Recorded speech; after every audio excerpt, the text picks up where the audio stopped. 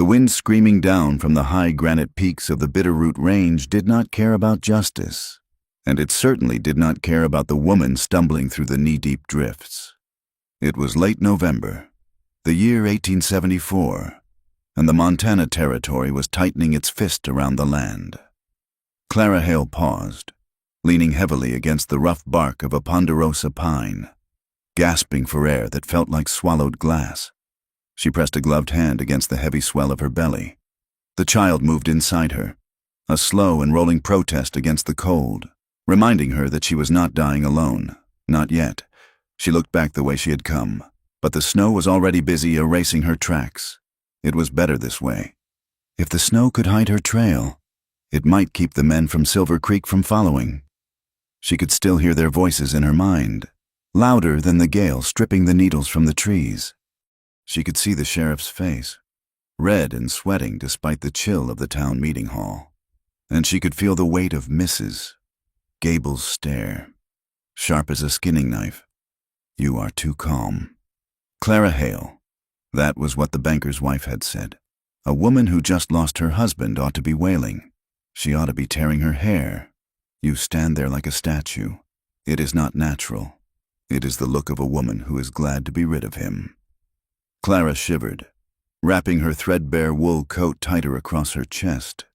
She had not wept because she had no tears left. She had spent them all in the first 6 months of her marriage to Samuel. She had wept when he drank away his pay at the Golden Steer. She had wept when he brought his friends home to their one-room shack, men who looked at her with hungry, glassy eyes while Samuel laughed and told her to pour more whiskey. She had wept when the silence of the mountains felt like it was crushing her chest. But when the foreman came to tell her that Samuel had been found at the bottom of a ravine, his neck broken, she had felt only a terrifying, hollow silence. And that silence, that lack of performance, was what the town had seized upon. They needed a villain. A poor widow with an accent from back east and no family to speak for her was the easiest villain they could find. Murderous? Someone had whispered. Then the whispers became shouts. Then a rock had shattered her window. She pushed herself off the tree. She had to keep moving. The trail she had been following, an old game track that supposedly led over the ridge to the next valley, was gone. The storm had swallowed it whole. She was drifting higher, forced upward by the topography of the land and the blinding white sheet that fell relentlessly from the sky. Her boots were thin leather, meant for walking boardwalks, not traversing a wilderness in the teeth of a blizzard. Her toes were numb, dead weights at the end of her feet. But the pain in her back was alive. It was a dull, grinding ache that wrapped around her hips and squeezed. She took another step, dragging her left leg, then another. The wind howled like a living thing, tearing at her bonnet. She kept her head down. If she stopped, the frost would take her. If she went back, the town would take her. Samuel's brothers were there now. The Hale family had money and reach, and they demanded blood for blood, even if they had to invent the crime to get it. They claimed she had pushed him. They claimed she wanted the meager share of the mine he held. They did not know she would have given them the mine, the shack, and every cent Samuel ever touched just to be left in peace. A sharp cramp seized her, doubling her over. A guttural sound ripped from her throat, lost instantly in the wind. This was not the ache of walking. This was different. It was a tightening that turned her belly to stone. "No," she whispered, the word freezing on her lips. "Not now. Please, God, not here." She was weeks away from her time. The midwife in town had said late December, but the stress, the running, the terror, it had brought the child down early. Clara sank to her knees. The snow soaked through her skirts instantly. She looked around, panic rising in her chest, wild and frantic. There was nothing here, just black pines standing like sentinels and the gray granite bones of the mountain jutting through the white powder. To her left, a frozen creek bed wound its way down a ravine, the ice jagged and dark. She saw prints near the bank, large paws. Wolf. The fear gave her a surge of adrenaline. She could not birth a child in a snowbank with wolves tracking the scent of blood. She forced herself up, screaming inwardly against the pain that radiated down her thighs. She crested a small rise, her vision blurring. The world was white and gray, devoid of hope. But then, a smell hit her. It was faint, snatched away by the wind almost as soon as it arrived. But it was unmistakable. Wood smoke. Clara squinted against the stinging flakes. There, tucked against a sheer rock face, sheltered by a stand of massive spruce trees, was a cabin. It was low and sturdy, built of heavy logs, with snow piled high on its roof. A thin gray ribbon curled from the stone chimney, fighting the gale.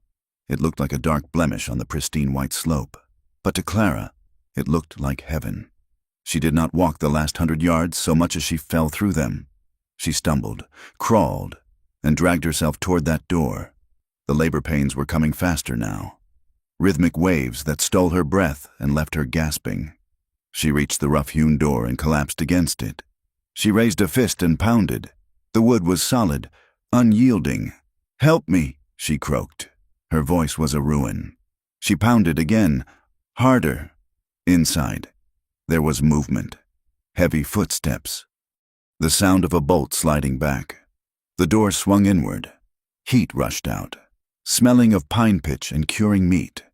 Clara fell forward, catching herself on the doorframe. A man stood there.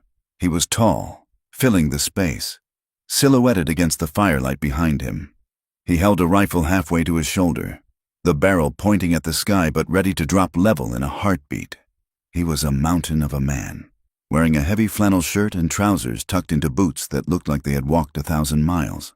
His face was hidden behind a dark, thick beard, but she saw his eyes. They were hard, suspicious, the color of flint. A jagged scar ran from his temple down into the beard, pulling the corner of his eye slightly downward. He looked at her, and for a second, Clara thought he would shoot her or kick her back into the snow. He looked like a man who wanted nothing from the world and offered nothing in return. "Get back," he growled. His voice was like grinding stones. Clara looked up at him, her face pale and streaked with frozen tears. She clutched her belly as another contraction seized her, making her groan through gritted teeth. "Please," she gasped. "I am hurting. The man—" Elias Mercer froze. He saw the shape of her beneath the coat. He saw the way she held herself. And then he looked down and saw the dark stain beginning to spread on the snow-crusted hem of her skirt. He lowered the rifle slowly, his expression shifting from aggression to a flicker of something else. Horror, panic. "I cannot go any further," Clara begged, the words tumbling out in broken, breathless phrases. "Please, just let me give birth. I will go after, I promise. Just let me in." Elias stared at her. He had lived in this cabin for 7 years. In all that time, he had not let a single soul cross his threshold. He had come here to forget the war, to forget the prison camps, to forget the sound of men screaming. He avoided the towns because trouble stuck to him like burrs to a saddle blanket. This woman was trouble. He could smell it on her. She was running from something, and if he let her in, he was letting that trouble in too. But she was on her knees in the snow, and he could see the sheer, animal terror in her eyes. It was the look of a creature that knew it was about to die. He cursed under his breath, a sharp, violent sound. Elias stepped back and slung the rifle over his shoulder in one fluid motion. He reached down, grabbing her by the arm. His grip was iron-hard but surprisingly careful. "Get in," he said roughly, "before you freeze us both." He pulled her across the threshold and kicked the door shut, slamming the heavy iron bolt home against the storm. The silence in the cabin was sudden and ringing. The wind was reduced to a dull roar outside the thick logs. The room was warm. It smelled of wood smoke, coffee, and the metallic tang of oiled steel. Clara collapsed onto the floor, unable to stand. "Not there," Elias barked. He sounded angry, or perhaps terrified. He moved quickly, sweeping a pile of furs off a low wooden chair and dragging it closer to the hearth. He hoisted her up and deposited her onto it. Clara leaned back, her head swimming. She looked around through half-closed eyes. The cabin was spare. There were no trinkets, no comforts, just tools, traps hanging from pegs, a skillet on the iron stove, and a bed in the corner that was made with military precision. The blankets were pulled tight, not a wrinkle to be seen. It was the home of a man who lived with ghosts. Water, Clara whispered. Elias was already moving. He grabbed a bucket and poured water into a kettle, slamming it onto the stove. His hands were shaking. He stared at them for a second, as if they belonged to someone else, then clenched them into fists. He turned to look at her. He looked completely out of his depth. He was a man who knew how to dress an elk, how to set a broken leg, how to track a man across shale rock. He did not know this. "I am not a doctor," he said, his voice tight. "I know," Clara panted. "I just need clean cloths, scissors, and you must wash your hands." Elias stared at her. He felt a sudden, sharp memory of a tent in Virginia, the smell of blood and rot, a surgeon wiping a blade on a dirty apron. He shook his head to clear it. He went to a wooden chest at the foot of his bed and threw it open. He pulled out a white cotton shirt, one of the few he owned, and ripped it into strips. He tossed them into a basin and poured boiling water from the kettle over them. The contraction hit Clara again, harder this time, a vice grip that made her cry out. She gripped the arms of the chair until her knuckles turned white.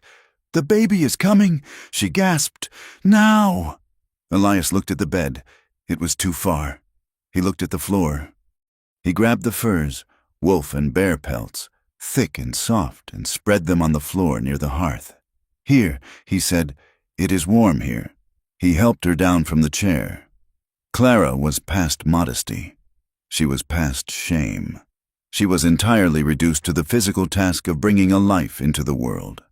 She fumbled with her skirts, her breath coming in short, sharp hitches. Elias turned his back, standing by the fire, staring into the flames. "Tell me what to do," he said.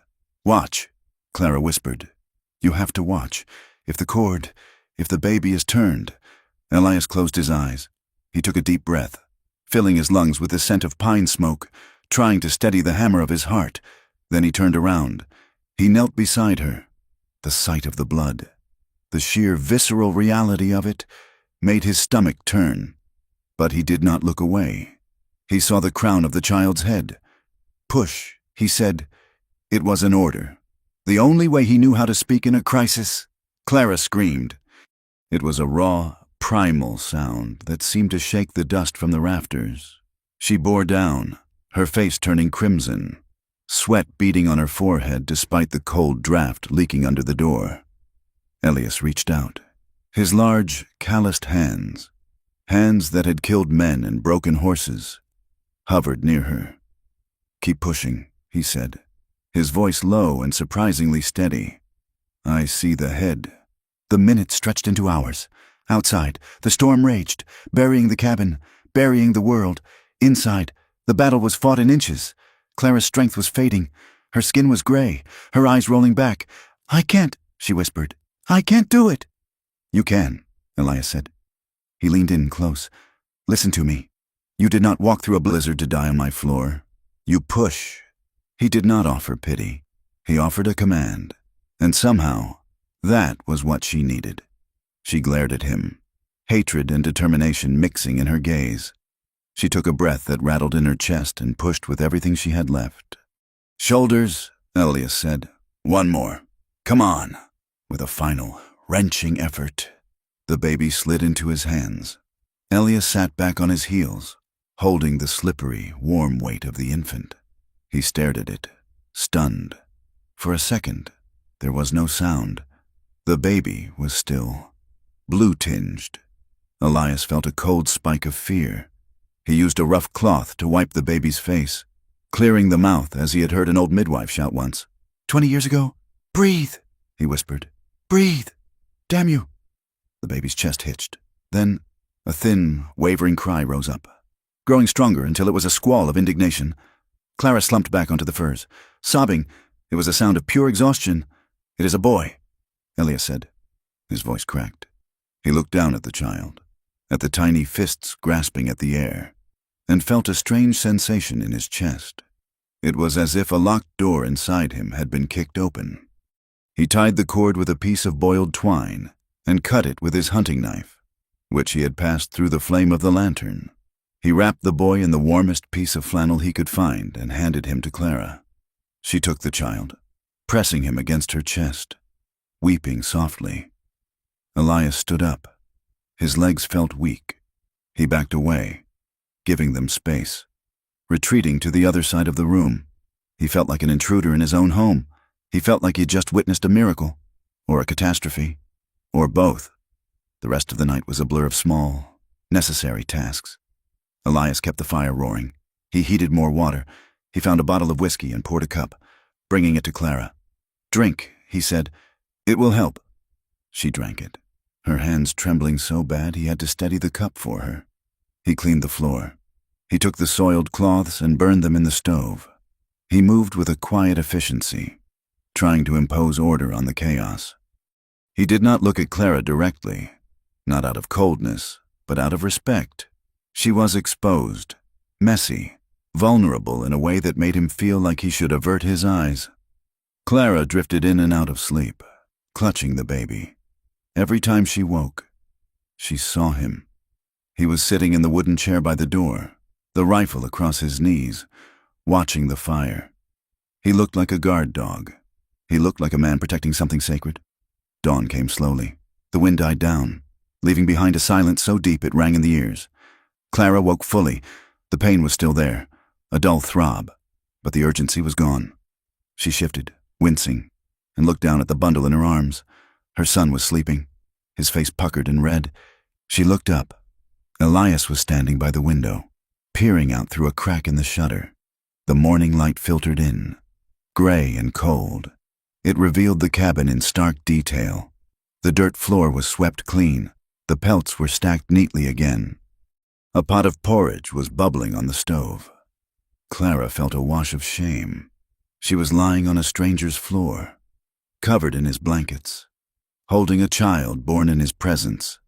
She had forced her way into his life, bringing blood and noise into his silence.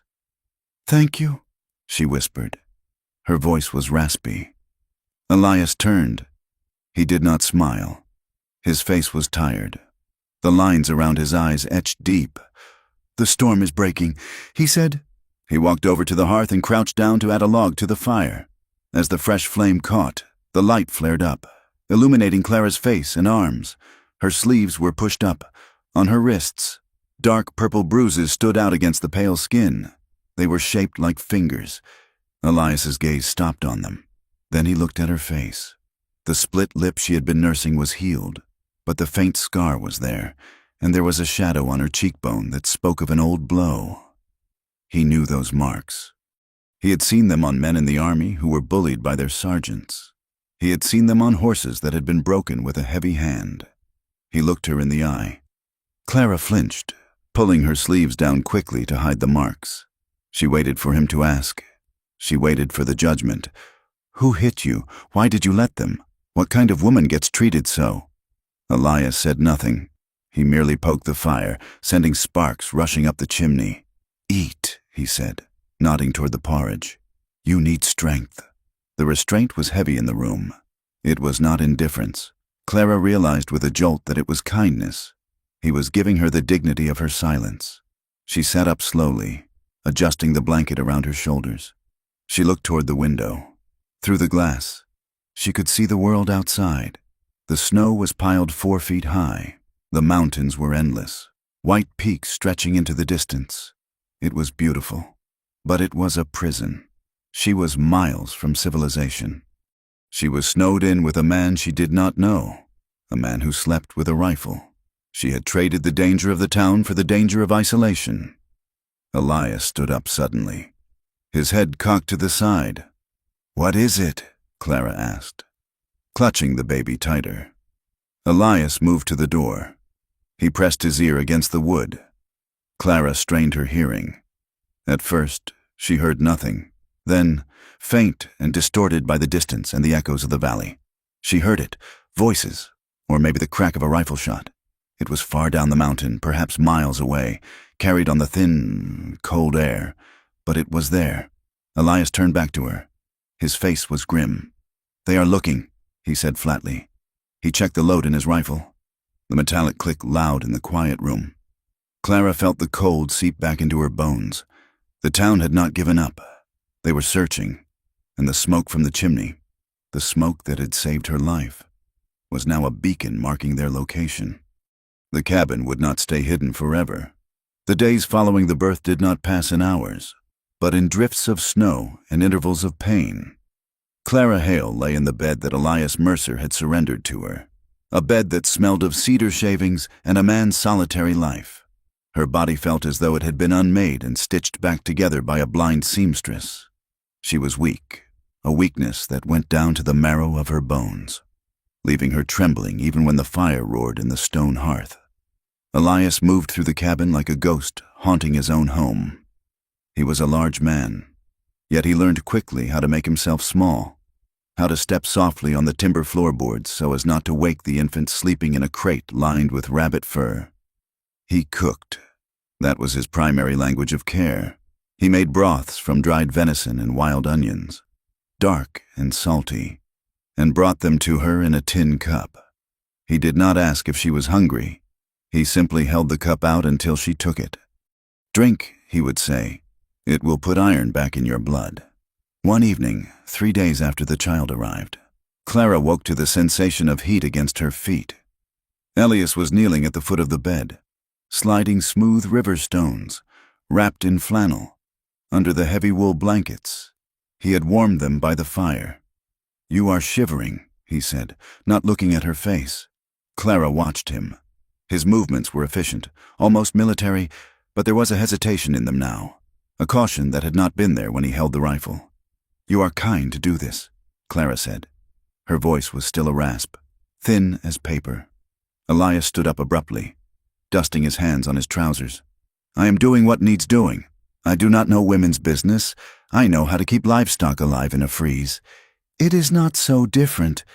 It was a rough thing to say, but Clara saw the way his eyes darted to the baby, who let out a soft, mewling grunt. Elias flinched, his shoulders tightening. He looked at the infant with a mixture of terror and awe, as if the baby were a stick of dynamite that might go off at any moment. He picked the boy up later that night when Clara's arms were too heavy to lift him. Elias held the baby away from his body at first, stiff-armed, before slowly, awkwardly, bringing him into the crook of his elbow. His large hand, scarred and calloused from chopping wood and skinning game, dwarfed the child's head. "He is small," Elias murmured. "He does not weigh more than a rifle. He is strong," Clara said softly from the bed. "Like you." Elias looked at her then, his expression unreadable in the firelight. "I am not strong, Mrs. Hale. I am just stubborn. There is a difference." They circled each other like strange dogs for the first week. The storm had locked them in a white cage. The snow piled halfway up the window panes. It forced a terrifying intimacy upon them. There were no rooms to retreat to, no doors to close other than the one that led to the deathly cold outside. When Elias needed to wash or change his shirt, he would turn his back to the room, facing the corner, his spine rigid. When Clara needed to nurse the child or tend to her own broken body, Elias would suddenly find a task that required his intense attention at the wood stove, staring fixedly into the flames until she told him it was safe to turn around. It was during one of these long, firelit evenings that the silence finally broke. "Where is this place?" Clara asked. She was sitting up, the baby asleep at her breast. "You are in the high country," Elias answered. He was cleaning his revolver. A slow, rhythmic motion of cloth against steel, north of the mining claims, south of nowhere. "Is there a town? Silver Creek is 3 days' ride south, but you came from there, didn't you?" Clara stiffened. "I did. And you are not keen to go back?" "No." Elias set the gun down on the table. The metal made a heavy thud. "I need to know," he said. "I am not asking for your life story, Clara, but if the law is coming up that mountain, I need to know why. A man does not drag a pregnant woman through a blizzard for a petty theft." Clara looked down at her son's sleeping face. She traced the curve of his ear with her finger. "My husband was named Samuel." She began. Her voice was steady, though her hands were not. "He died 2 weeks ago. He was found at the bottom of a ravine near the Blackwood mine." "An accident?" Elias asked. "That is what the foreman said. Samuel was drunk more often than he was sober. The path is narrow. It was an easy thing to believe, but the town did not want to believe it." Clara said. She looked up, her eyes hard and dry. "Samuel and I argued the night before. Everyone heard it. The walls in Miners' Row are thin as paper. I told him I would leave him if he spent another $1 on whiskey. I told him he was rot." She took a breath. "He died, and I did not cry. Elias, that was my crime. I stood at the grave and I felt nothing but relief that the shouting was over. The women saw it. They said I was too proud.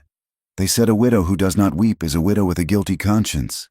Then the sheriff found a button from Samuel's coat in our shack, torn off. He said it proved a struggle. He said I pushed him." Elias watched her. He did not offer sympathy. He weighed her words like he weighed gold dust, looking for the glint of truth. "Widows without family are easy to punish." Clara added bitterly, "I am not from here. I have no brothers to stand on the porch with shotguns. I was just a woman with a dead husband and a baby coming, and they decided I was a witch who murdered him for a share of a mine that yields nothing but dust." Elias nodded slowly. He picked up the revolver again, spinning the cylinder. "A town needs a story," he said quietly. "It keeps them from looking at their own sins." "And why are you here?" Clara asked, emboldened by his acceptance. "You are not a trapper. You live like a soldier who is still at war."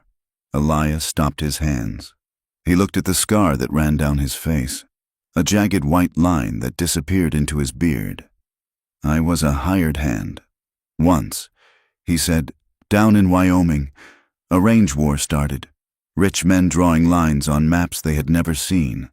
I worked for a man who thought buying a gun gave him the right to use it on anyone who crossed his fence.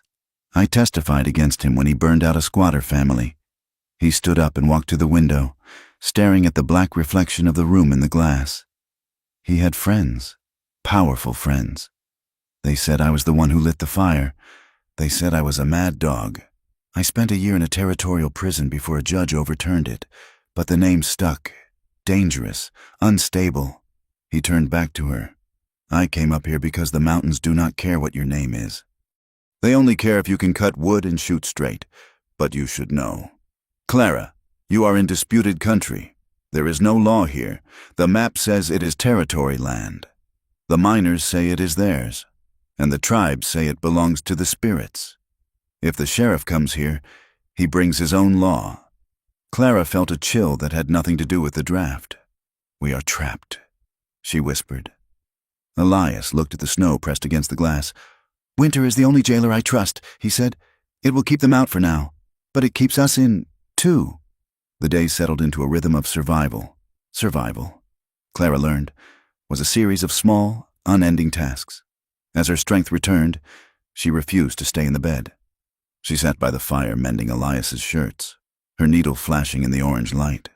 She took over the cooking, turning his simple provisions into meals that tasted of something other than salt and iron. Elias spent the daylight hours battling the elements.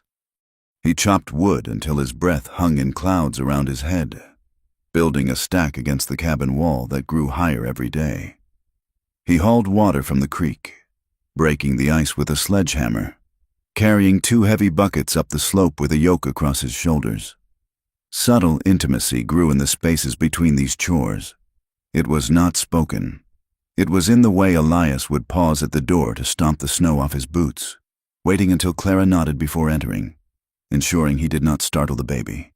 It was in the way Clara learned how he took his coffee, black, boiling hot, and had it ready for him when he came in from the cold. One afternoon, the baby was fussy, colicky and crying with a thin, reedy sound that grated on the nerves. Clara walked him back and forth, exhausted, her back aching. "Give him here," Elias said. He did not wait for permission. He took the bundle from her arms. He sat in the rocking chair, the wood creaking under his weight. He laid the baby across his forearm, stomach down, and began to pat his back with a rhythmic, heavy hand. The crying stopped. The baby let out a long sigh and gripped Elias's index finger with a tiny hand. Elias froze.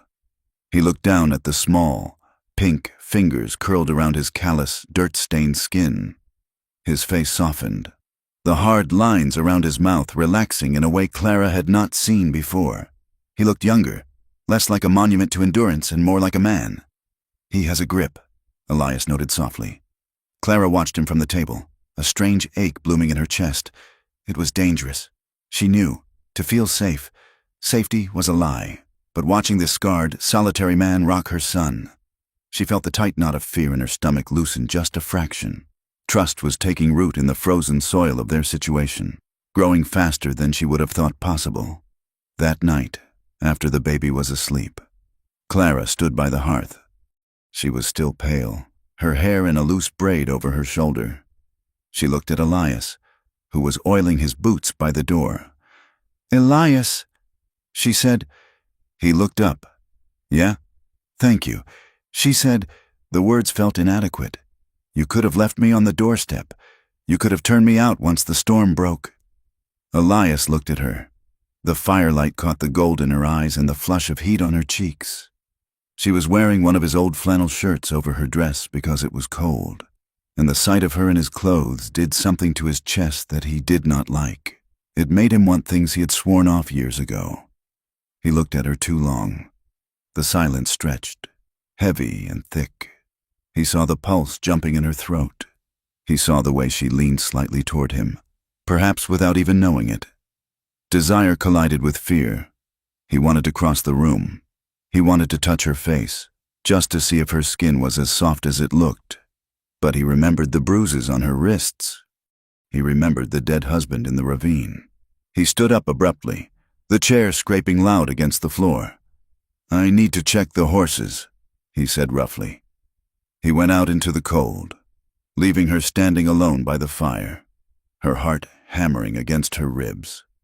The next day, Clara felt a heaviness in her spirit that matched the gray sky.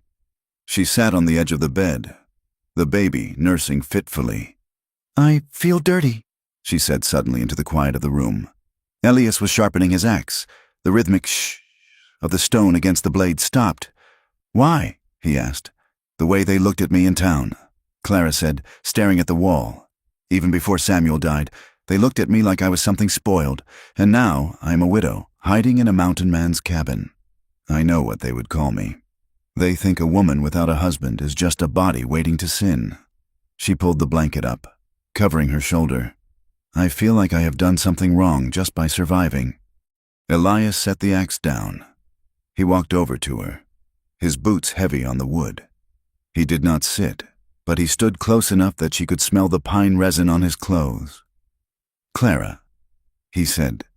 His voice was unexpectedly gentle, a low rumble. "A town's judgment is not the truth. It is just noise. The wind makes noise, too, but it does not mean anything. You brought a life into this world in the middle of a blizzard. There is nothing dirty about that. That is the cleanest thing there is." Clara looked up at him, tears pricking her eyes. He hesitated, then spoke again. "There is something we should do, for the afterbirth. I put it in a bucket, kept it frozen in the shed.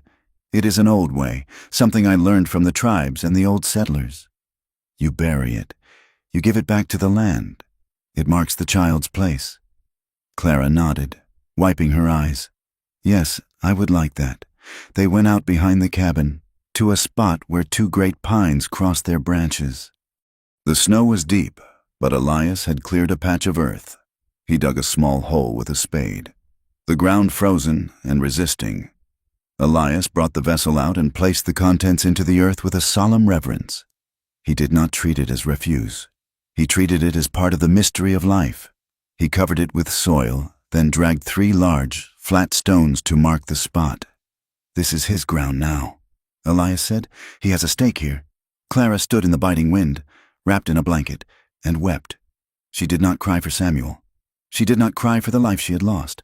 She cried because for the first time in years, she was being treated with respect, not as a possession, not as a problem, but as a human being. Elias stood beside her, his body blocking the wind. He did not touch her, but his presence was a wall between her and the cold. "We need a plan," Elias said later that evening. He spread a tattered map out on the table. "I cannot stay here," Clara said. "I know that." "I am putting you in danger." Elias traced a line on the map with his finger. "Once the pass clears, maybe in 2 weeks, we can ride, not south to Silver Creek. West, toward the Snake River. There is a settlement there. Crossing, it is bigger. There is a federal judge who rides the circuit." "A judge?" "If we can get to a judge. A real one. Not bought by a mining company. You can tell your story. Get it written down." Clara looked at the map. It was a tangled web of ridges and rivers. "Will we make it?" she asked. Elias looked at her. "I will get you there. Clara, I swear it." He was reluctant to leave the mountain. This cabin was his shield, but he knew the shield was cracking. The smoke, the tracks, the rumors, they would find them. A few nights later, Clara woke with a fire in her blood. Her breasts were hard and painful, and her head swam with fever. Infection, or just exhaustion, had finally caught her. She moaned, tossing on the bed. Elias was there instantly. He placed a hand on her forehead. His palm was rough, but cool. "You are burning," he said. He sat with her through the night. He bathed her face with cool water. He held the baby when he cried, pacing the floor so Clara could rest. At the darkest hour, just before dawn, Clara reached out. Her hand found his where it rested on his knee. "Elias," she whispered. He froze. He looked down at her hand, pale and small against his dark trousers. He could have pulled away. He should have, but he did not. He turned his hand over and laced his fingers through hers. "I am here," he said. They held hands in the darkness, the contact simple yet terrifyingly intense. It was an anchor in the storm. For that hour, they were not a widow and a recluse. They were just two people keeping the dark at bay. They pretended it was only comfort, but the air between them hummed with something else. The next morning, the fever broke. But a new crisis emerged. Clara's milk was failing. The stress and the fever had taken their toll. The baby cried, a hungry, hollow sound that tore at Clara's heart. She tried to nurse, but there was little there. "He is starving," she said, panic rising in her voice. Elias checked the pantry. They had venison, flour, coffee, no milk, no sugar. "I have to go," he said. "Go where?" "There is a trading post at the junction. 20 miles east. That is too far." Clara said, "The drifts are deep, and if someone sees you, I can trade for goat's milk, canned milk, something." Elias was already buckling on his gun belt. He pulled on his heavy buffalo coat. "Do not go," Clara pleaded. She was terrified, not of the hunger, but of being alone, of him not coming back. "I have to," Elias said. He looked at the baby. "He will not last 2 days without food." He rode out on his roan gelding, leading the pack horse. Clara watched him disappear into the trees, feeling a silence descend on the cabin that was heavier than lead. She waited. 1 day passed. Then a night. She paced the floor, rocking the crying baby, feeding him spoonfuls of water mixed with flour, which he spat out. "He is dead," she thought. "They caught him, or the wolves got him." Late on the second day, a shape emerged from the tree line. Clara threw open the door, forgetting the cold. Elias rode into the clearing. He was slumped in the saddle. The pack horse was laden with sacks. He slid off the horse and nearly fell. Clara ran to him. His face was scraped raw on one side, bleeding sluggishly. His coat was torn. The horse was blowing hard, white foam on its neck. "You are hurt," Clara cried. "I ran into a scree slide." Elias grunted. Horse lost footing. "We slid 50 feet. He began to untie the sacks. He pulled out tins of condensed milk, a bag of sugar, and soft flannel. "I got it," he said. Clara looked at the supplies, then at his bleeding face. A sudden, white-hot anger surged through her. She shoved him. "You could have died," she screamed. The sound echoed off the cabin walls. "You stupid man! You could have died and left us here." Elias stared at her, stunned. "I did it for the boy," he said. "I do not care about the milk. Clara shouted, tears streaming down her face. "I care about you. Do not you understand? I cannot bear it if you do not come back." The confession hung in the air, sharp as icicles. Clara clamped her hand over her mouth, realizing what she had admitted. That fear frightened her more than the storm, more than the sheriff. She needed him, not just for survival, but for him. Elias looked at her. The exhaustion seemed to drain out of him, replaced by a slow, dawning realization. He stepped closer. He reached out and touched her shoulder. "I came back," he said softly. "I will always come back." The days that followed were different. The line between them had blurred. "You need to learn to shoot," Elias said one morning. He did not say it as a threat, but as a fact. He took her outside, behind the cabin where the wind was blocked. He handed her his heavy Colt revolver. "It is too heavy," Clara said, feeling the weight of it drag her arm down. "Use 2 hands," Elias commanded. He stood behind her. He moved close, his chest almost touching her back. He reached around, his arms encircling hers, guiding her hands. "Stand like this," he said, feet apart. She could feel the heat radiating from him. She could smell the gun oil, the wood smoke, and the scent of the man himself. Her heart hammered against her ribs, loud in the quiet morning. "Focus on the sight," Elias murmured. His breath ghosted against her ear, warm and intimate. "Squeeze. Do not pull." Clara tried to focus on the tree stump 50 yards away, but all she could focus on was the feeling of his hand steadying hers. The lesson was about survival, but the language was touch. "Steady," he whispered. She pulled the trigger. The gun roared, kicking back. The bullet struck the snow to the left of the stump. "Again," Elias said. He did not move away. They spent an hour there, firing until the cylinder was empty, reloading, firing again. By the end, Clara could hit the stump. Her hands were numb from the cold, but her blood was singing. "Let us go inside," Elias said finally. He walked toward the creek to break the ice for fresh water, telling her to warm up. Clara turned to the door, wiping the soot from her hands. "Elias!" His voice was a sharp bark. Clara spun around. Elias was standing by the creek bank, looking down. He was not breaking the ice. He was staring at the snow. Clara ran to him, her skirts dragging in the powder. "What is it?" she asked. Elias pointed. There, in the soft snow near the water's edge, were tracks, hoof prints, not the unshod hooves of wild mustangs, but the distinct, heavy prints of shod horses. There were many of them. They circled the clearing, stopping just inside the tree line, then turning back down the valley. "They were here," Elias said grimly, "while we were shooting." "Fresh?" Clara asked, her voice trembling. Elias touched the edge of a print. The snow was still crumbling into it. "Within the hour," he said. He looked up at the ridge, his eyes scanning the trees. The sanctuary was breached. The town's reach had finally climbed the mountain. "Go inside," Elias said, his hand dropping to his gun. "Pack the bags. We leave at first light." The snow had stopped falling, but the wind had not surrendered. It scoured the high ridges of the Bitterroot Range, stripping the powder from the rock and sending it swirling into the valleys like white smoke. Elias Mercer lay on his stomach on a granite outcropping, wrapped in a buffalo robe that blended with the gray stone. He lowered his brass telescope, his fingers stiff inside his gloves. Below him, 1,000 feet down the slope, 3 riders picked their way through the timber. They were not moving with the casual drift of men looking for lost cattle. They were riding in a grid, methodically sweeping the draws. Elias watched them for a long time. He knew the horses. They were big, grain-fed bays, branded on the hip with a lazy H, the Hale brand. And he knew the men, or at least he knew their type. They wore heavy dusters and rode with rifles scabbarded under their legs, ready to draw. They were not searching. They were hunting.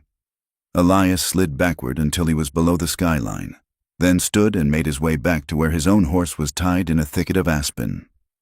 He rode the 2 miles back to the cabin, his mind working like a clock mechanism, ticking through the grim calculations of ammunition, food, and time.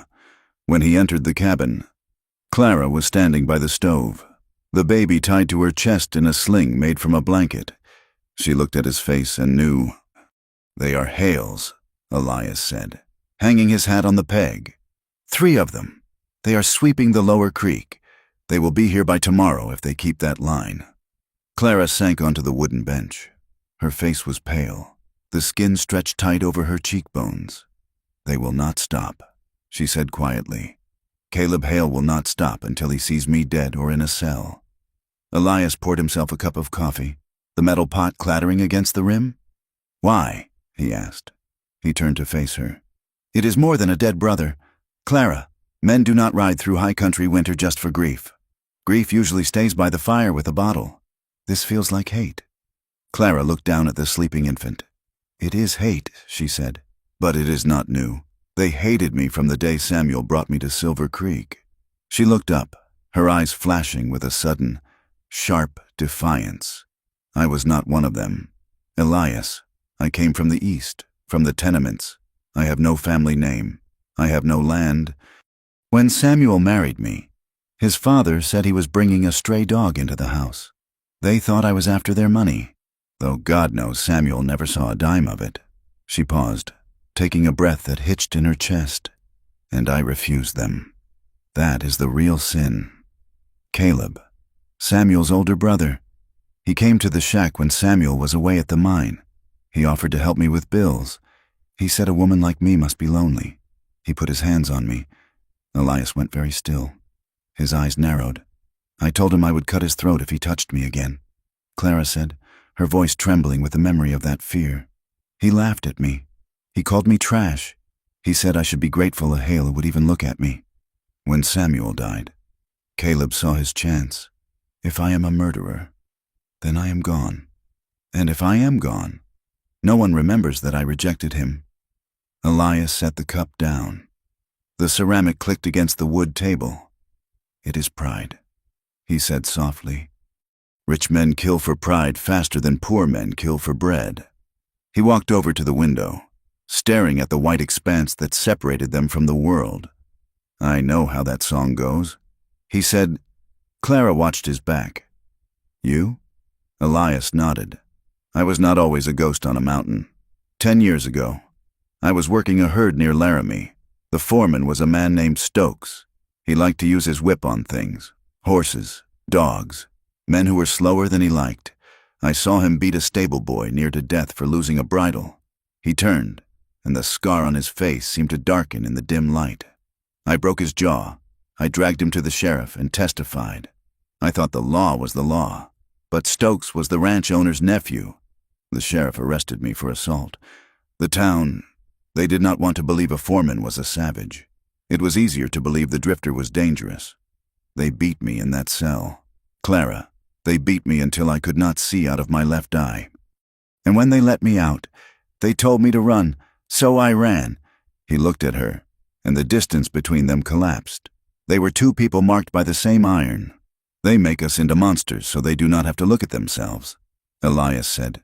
"We cannot stay here," Clara whispered. "No," Elias agreed. "We cannot." They spent the afternoon moving the essentials. Elias had built a lean-to cache 3 years ago, hidden in a deep fissure of rock half a mile up the ridge. It was cold, barely more than a cave with a timber roof, but it was invisible from the valley floor. The work was brutal. The air was thin at this altitude, and every breath burned. Clara carried the baby, wrapped in 3 layers of wool, while Elias hauled sacks of flour and dried meat. The snow was crusted with ice, breaking under their boots with every step, threatening to twist an ankle or send them sliding down the shale. By late afternoon, the cache was stocked. They returned to the cabin for one last load of bedding. Elias was by the door, reaching for his rifle, when he froze. A hoarse blew air, loud and wet. It was close. Elias shoved Clara back. "Hide!" he hissed. There was no time to run to the woods. Elias pointed to the corner of the room where the floorboards were loose. He had dug a small root cellar there for keeping potatoes from freezing. "Get in! Do not make a sound!" Clara scrambled. She pulled the heavy iron stove slightly to the side, adrenaline giving her strength she did not possess, and pried up the boards. It was dark and smelled of earth and old onions. She slid down, clutching the baby tight against her shoulder, praying he would not cry. Elias dropped the boards back in place and kicked a rug over the seam. He threw a pile of cured wolf pelts on top of it. Then he opened the door and stepped out onto the porch, his rifle cradled in his arms. A rider was sitting his horse not 10 yards away. He was a big man with a red beard and a coat made of buffalo hide. He had a badge pinned to his vest, but it looked dull, as if it had not been polished in years. "Afternoon," the rider said. He did not smile. "Afternoon," Elias replied. His voice was flat, devoid of fear or welcome. "You are Mercer," the rider stated. "I am." The rider leaned forward, resting his hands on his saddle horn. "I am Deputy Carson. We are looking for a woman, a widow. Name of Clara Hale. I have no neighbors," Elias said. "You can see that for yourself." Carson spat a stream of tobacco juice into the snow. It left a brown stain. "We heard you bought milk at the junction. A single man does not have much use for milk. Mercer, unless he has got a cat. Or a guest. I have a stomach ulcer." Elias lied smoothly. "Doctor told me to drink it." Carson laughed. It was a dry, barking sound. "You have got a reputation. Mercer, folks say you are crazy. Folks say you are dangerous.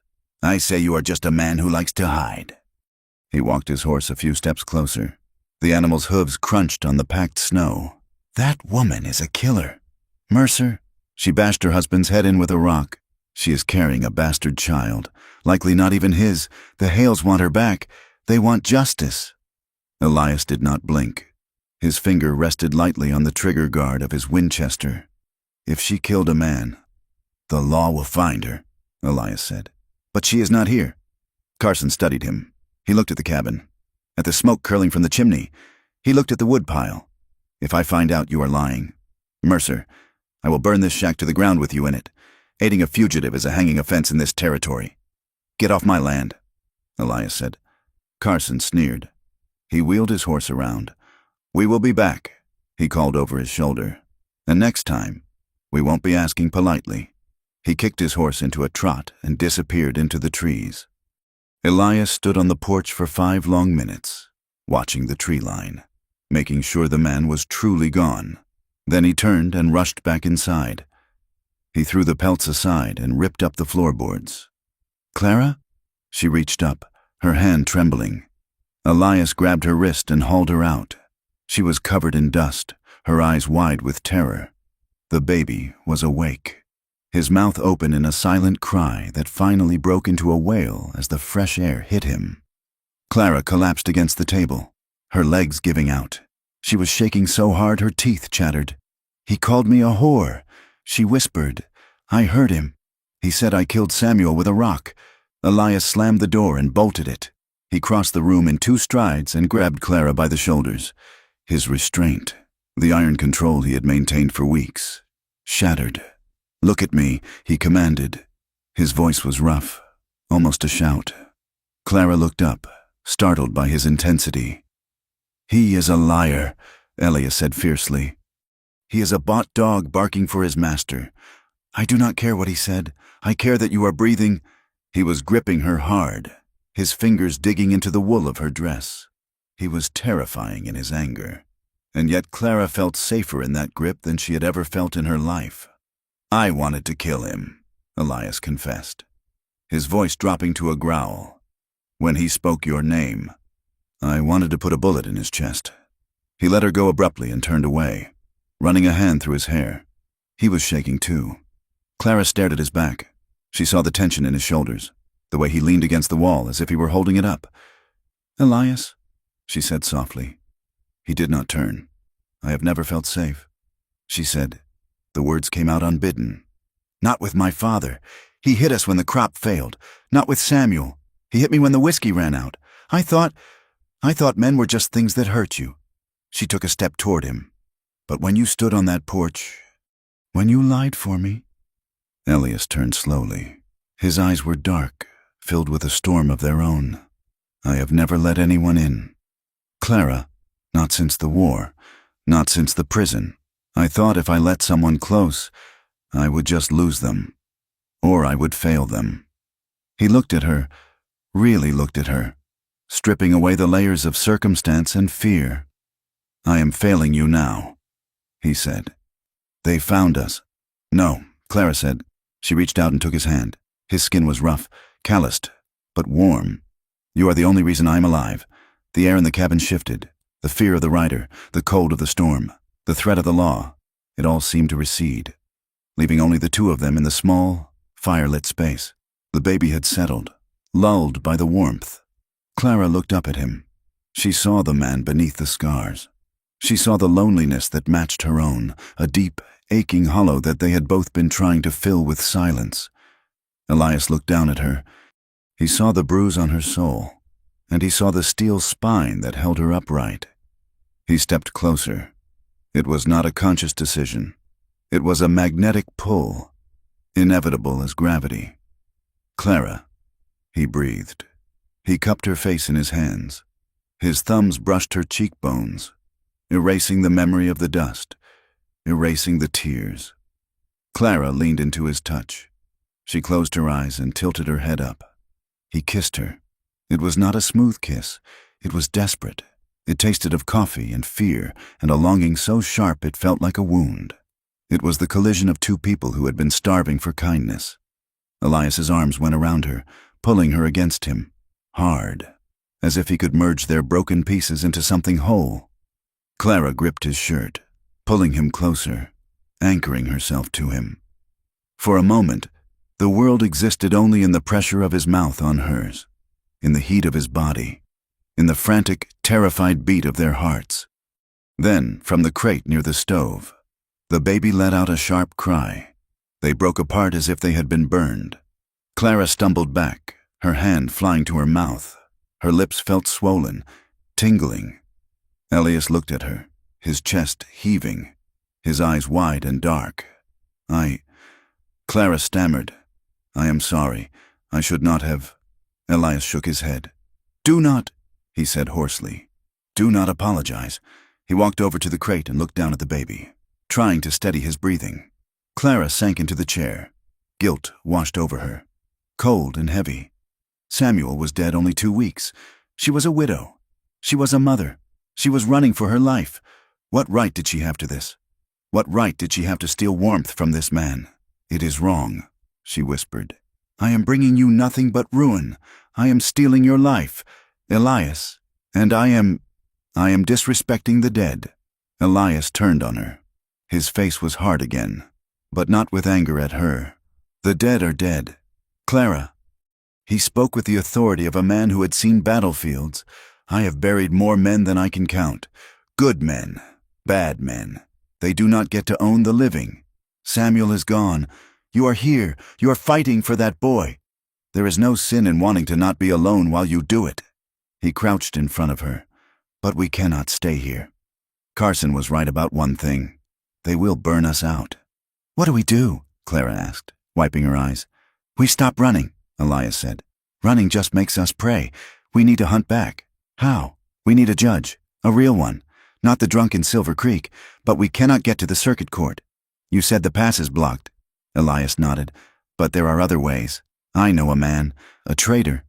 Name of Silas Blue. He moves between the territories. He knows everyone. He knows which judges are honest and which ones are bought by the mining companies. Where is he? He camps at the hot springs, a day's ride north. We leave at dawn. They did not sleep that night. They packed. They cleaned the cabin, leaving it as spotless as Elias had kept it for 7 years. It was a ritual of goodbye. Elias greased the hinges of the door. He swept the hearth. He was saying farewell to his sanctuary. At first light, the sky was a bruised purple. The air was so cold it froze the hairs inside their noses. Elias saddled the horses, his movements quick and efficient. He helped Clara mount the roan, handing her the baby bundle. She looked down at him. Are you ready? He asked. Clara looked at the cabin one last time. It looked small against the towering pines. It had been a place of pain, but it had also been the place where she was reborn. Yes, she said. They rode north. The snow was deep, reaching the horses' bellies in places. Elias rode point, breaking the trail, his rifle across his saddle. By noon, they reached the hot springs. Steam rose from the ground, creating a ghostly fog among the trees. A canvas tent was pitched near the water, and a mule was tethered to a stump. A man stepped out of the steam. He was short, with skin the color of old leather and hair braided with beads. He wore a coat made of Hudson's Bay blankets. Silas Blue raised a hand. "Mercer," he called out. His voice was like cracking branches. "I smelled trouble on the wind. Figured it was you." Elias dismounted. "Silas," he said, "I need help." Silas looked at Clara, then at the baby. He spat into the snow. "You've got a full wagon of it. Looks like—" They sat by Silas's fire, drinking tea made from pine needles and bitter root. Elias told the story. He held nothing back. He told him about the birth, the accusations, the hails. Silas listened, his black eyes darting between them. When Elias finished, Silas sat silent for a long time. "You think this is about a woman scorned?" Silas asked, looking at Clara. "You think Caleb Hale chases you because you said no?" Clara nodded. "He is a proud man." "He is a greedy man," Silas corrected. He reached into his saddlebag and pulled out a tattered ledger. He flipped through the pages. "I trade news as much as furs." Silas said, "I was in Silver Creek 3 days ago. The Hales are buying up claims, but there is one claim they cannot buy because the owner is dead. The Silver Queen. That was Samuel's." Clara said, "It is worthless. A dry hole." Silas shook his head. "That is what they told the town. But word is, the assayer found a vein of silver as thick as your arm the week before Samuel died." Clara gasped. "Samuel did not know?" Elias asked. "Maybe he found out," Silas said darkly. "Maybe that is why he ended up in a ravine. But here's the law. Mercer, if a man dies without a will, his property goes to his widow and his child." Clara stared at the fire. The realization hit her like a physical blow. They did not just hate her. They were robbing her. They were trying to hang her so they could steal her son's inheritance. "They want the mine," she whispered. "They want the deed," Silas said. "And as long as you are alive, Mrs. Hale, and as long as that baby is breathing, they cannot touch it, unless you are a convicted murderer. Then the property is forfeit to the state, and the Hales can buy it for pennies at auction." Elias stood up. His face was terrible to look at. "It is not just prejudice," he said, his voice low and dangerous. "It is business." He looked at Clara. "We are not going to run to the Snake River," he said. "We are going to find that assayer, and then we are going to find a judge." Silas stood up too. "The circuit judge is in Majestic City. 2 days hard ride, but you will have to cross the valley floor. That is open ground." "We will cross it," Elias said. He turned to Clara. He reached out and adjusted the blanket around the baby, his hand lingering for a second on her arm. "We are going to get what is yours. Clara." The part ended with them riding away from the springs, the steam fading behind them. The mountains towered over them, jagged and white. They were no longer just surviving. They were at war. And as they descended toward the valley, the sun broke over the peaks, casting long, sharp shadows that looked like knives waiting in the snow. The descent from the high country was a slow, grinding war against the land. The mountains, which had been their fortress, seemed reluctant to let them go, throwing up barriers of scree and ice-choked ravines that forced them to double back time and again. The wind did not cease. It drove grit into their eyes and numbed their exposed skin until Clara felt as though her face were a mask carved from wood. They reached the Snake River 3 days after leaving the hot springs. The water was gray and swollen, churning with chunks of ice that clashed together with the sound of grinding teeth. There was no bridge here, only a ford that Elias knew from his days driving cattle, a shallow bar of gravel that shifted with the current. "We have to cross," Elias shouted over the roar of the water. He sat his horse, looking at the far bank, his eyes narrowed against the spray. Clara clutched the baby against her chest inside her coat. The boy was crying, a thin, exhausted wail that had been going on for hours. She was terrified. She looked at the black water and saw only death. "It is too deep," she yelled back. "It will be deeper tomorrow." Elias answered, "The melt is starting up high. We go now." He tied a lead rope from his saddle to the bridle of Clara's roan. "Keep your knees tight," he commanded. "Do not look down at the water. Look at the trees on the other side. If you look at the water, you will get dizzy and you will fall." They plunged in. The cold was a physical shock, a hammer blow that made the horses gasp and scramble. The water rose to the stirrups, then to Clara's ankles, soaking her boots and the hem of her dress instantly. The current grabbed at the legs of the horses, pushing them downstream. Clara squeezed her eyes shut, praying in a whisper. She felt the roan stumble, slipping on a sleek rock. The horse lurched, dipping its shoulder. Icy water rushed over Clara's thigh. The baby screamed louder. "Hold him up!" Elias roared. Clara hauled on the reins, finding balance where there should have been none, driven by the singular, ferocious need to keep her son dry. The roan found its footing, snorting in panic, and lunged forward. Elias's horse, a massive bay with quarters like boulders, hauled them through the worst of the channel, muscles straining under the wet coat. They scrambled up the far bank, mud flying, and collapsed onto the frozen grass. Clara was shaking so hard she could barely uncurl her fingers from the reins. Elias was off his horse in a second, pulling her down, checking the baby. "Is he dry?" Elias demanded. Clara nodded, her teeth chattering. "He is dry, but I am freezing." Elias did not offer false comfort. He built a fire quickly, using dry driftwood he had gathered before the crossing, shielding the flame with his body until it caught. He set up a windbreak with the saddle blankets.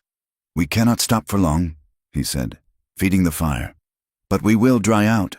He rationed their food with a miser's hand, a strip of dried beef and a handful of hardtack for him, the last of the condensed milk and the softer bread for her. He ate standing up, watching their back trail, his eyes never resting.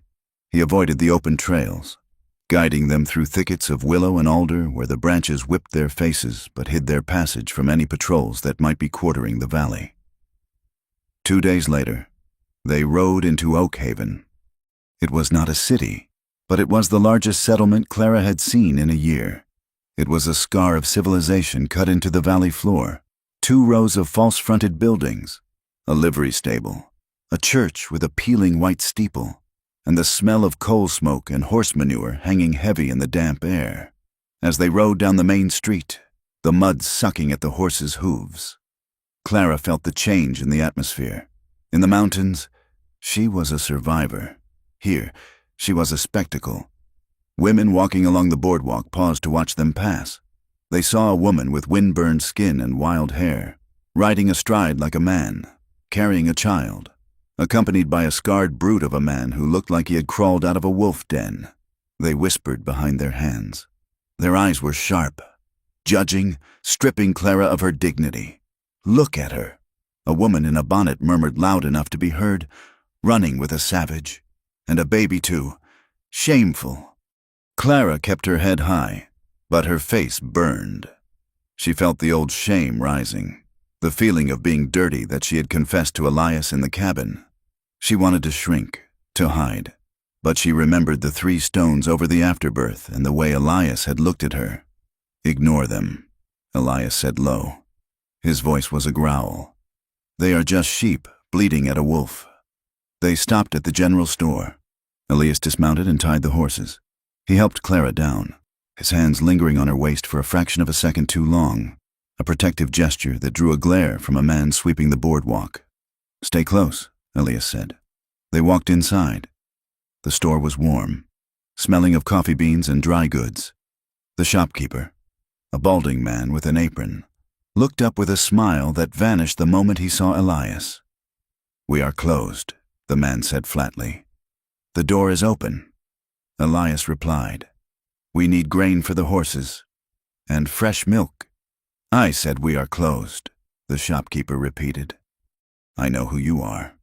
You are Mercer, the one who burned that barn down Wyoming way. I do not serve firebugs, and I do not serve." He looked at Clara, his eyes raking over her disheveled dress and the baby. I do not serve trailing women, he finished. Elias went still. The air in the room seemed to drop 10 degrees. He took a step forward, his hand drifting toward the revolver at his hip. Elias, Clara said sharply. She put a hand on his arm. Elias stopped. He looked at the shopkeeper, his eyes cold and dead. Your loss? Elias said.